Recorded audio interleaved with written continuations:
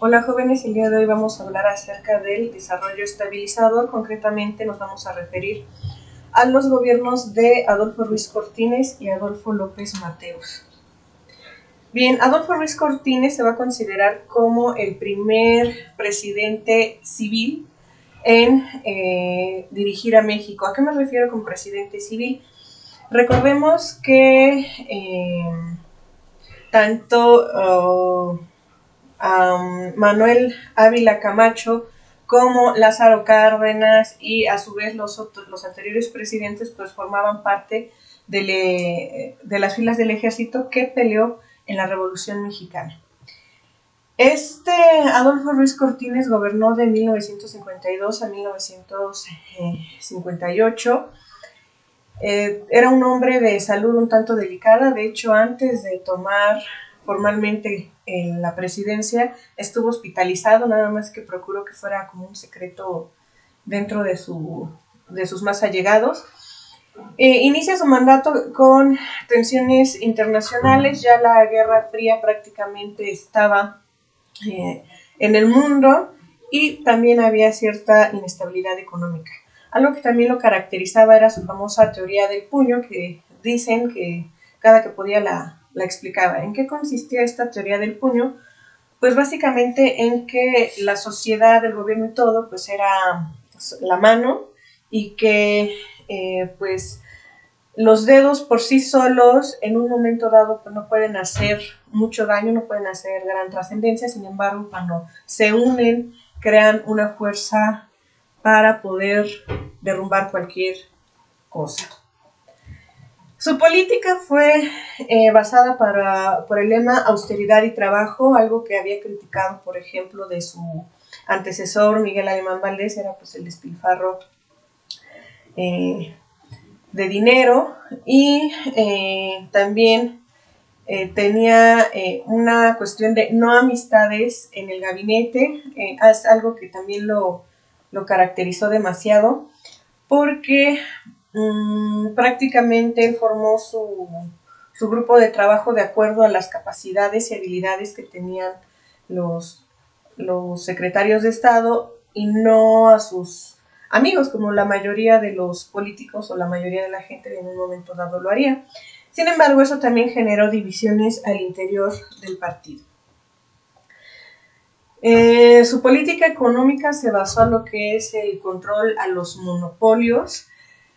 ¿Esto qué significaba? Que pues en un momento dado iba a permitir la competencia entre las empresas, no iba a permitir que cierto sector fuera acaparado por una empresa en específico. También creó leyes para reducir el gasto público, esto es que en las secretarías de Estado e incluso la oficina de presidencia pues no tenía que gastar en cuestiones innecesarias. También algo que lo va a caracterizar es la promulgación de la Ley de Responsabilidades de Funcionarios Públicos, ya que esta ley tiene por objetivo regular la conducta de los trabajadores al servicio del Estado, para evitar en un momento dado los actos de corrupción. Dentro de sus acciones y programas está el voto, bueno, que se reconoce el voto de la mujer a nivel nacional. Vamos a recordar que su antecesor, Miguel Alemán Valdés, pues sí ya había reconocido el voto a la mujer, pero solamente para las elecciones a nivel municipal. Este presidente, Adolfo Ruiz Cortines, pues fue más allá y ya reconoce que las mujeres puedan votar y por lo tanto también puedan ser votadas. Esto es que también la mujer ya iba a tener una participación activa en la política de México. También puso en acción el plan Marshall Mar, lo que significaba que iba a fortalecer las zonas costeras, creando más fuentes de trabajo. Es por eso que él da inicio a esta etapa que se le conoce como el desarrollo estabilizador, en que va a consistir prácticamente estabilizar la inflación dentro del país. Ya los efectos de la Segunda Guerra Mundial, pues en efecto ya estaban pasando. Sin embargo, también teníamos las consecuencias que se estaban formando a partir de la Guerra Fría en el ámbito económico. Sin embargo, una crítica para este sistema de desarrollo estabilizador es que no necesariamente iba a favorecer a la economía de México, sino también tenía por objetivo favorecer a las naciones potencia. Sin embargo, un punto a favor es que este plan económico sí le resultó favorecedor a México, a grado tal que duró prácticamente 18 años.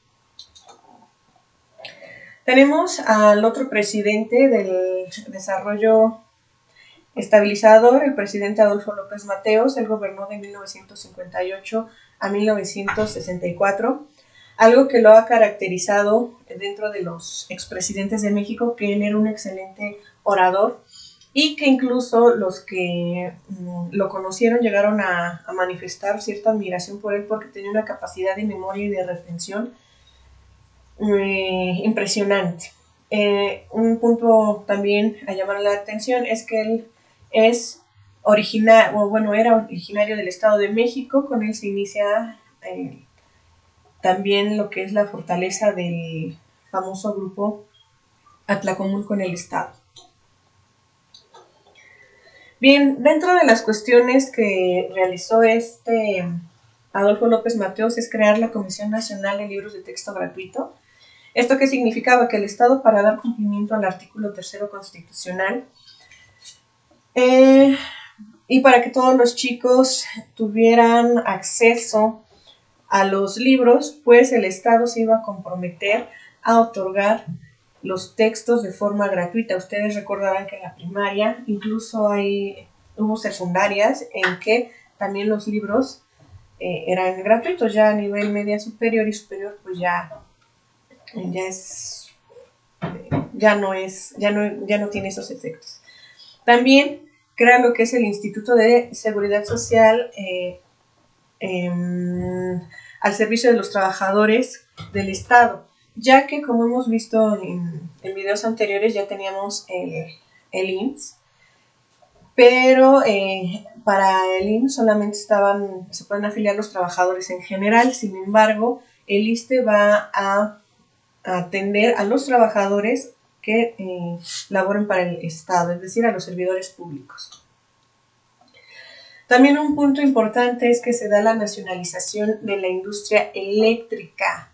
Surge lo que es CFE, también es algo que le han admirado, y de hecho lo pusieron a la par de Lázaro Cárdenas. Recordemos que Cárdenas nacionalizó el petróleo y Adolfo nacionalizó la industria eléctrica con el argumento de que, pues, en efecto, pues México es nuestro.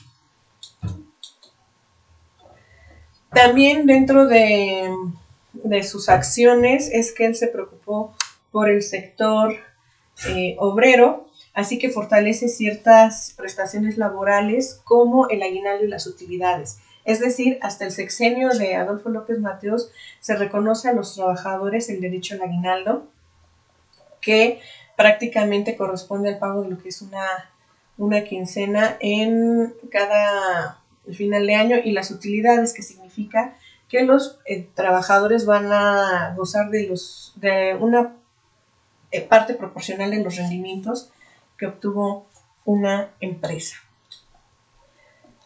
Aquí también vamos a hablar de un punto importante sobre el chamizal. El chamizal es un territorio al norte de México que, tras una inundación, se perdió un poquito la frontera de ese territorio y pues prácticamente ya formaba parte de Estados Unidos, y de hecho Estados Unidos lo reclamaba como propio. Sin embargo, pues México asumía que no y decía que no. Este es el único territorio que Estados Unidos le ha devuelto a México.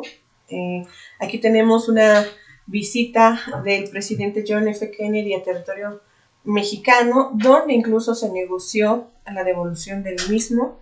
Y aquí tenemos en la foto del centro, pues, el evento, ¿no?, donde se están reconciliando y Estados Unidos devuelve a México lo que es el chamizal en 1963. Bien, hay ciertas contradicciones en el gobierno de Adolfo López Mateos.